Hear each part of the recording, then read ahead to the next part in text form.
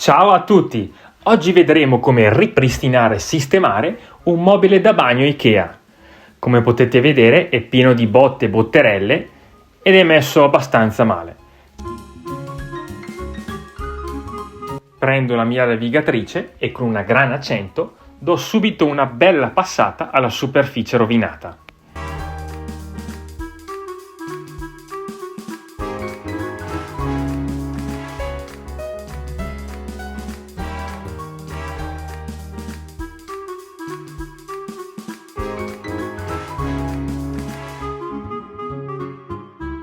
Una volta finito, come potete vedere, la levigatrice ha fatto il suo dovere. Tutte le parti ammalorate sono state rimosse.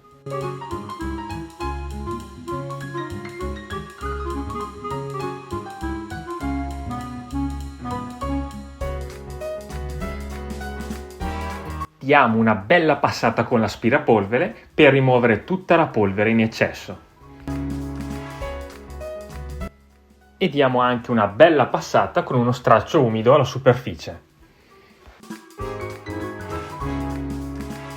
Ora manualmente, con una carta vetrata sempre grana 100, andiamo a carteggiare tutti i posti dove la ruota orbitale non è riuscita a passare. Quindi ora la nostra superficie da riverniciare è pronta, carteggiata e spolverata. Come prima mano daremo un primer ancorante all'acqua bianco. Troverete tutti i link in descrizione. Useremo un pennellino per profilare e un rullino a pelo raso.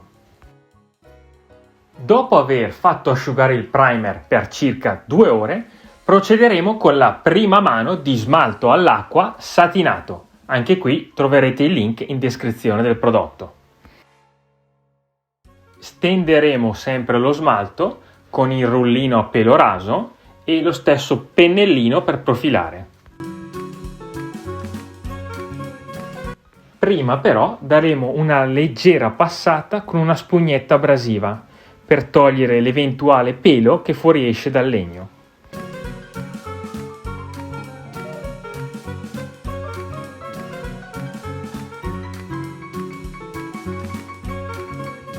Successivamente daremo 2 mani di smalto all'acqua satinato per un effetto strabiliante.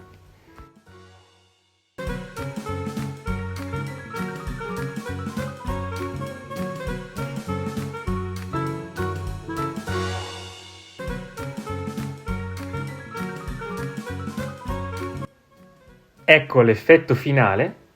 Abbiamo ridato vita a questo mobile del bagno IKEA. Direi massima resa, minima spesa. Alla prossima, ciao!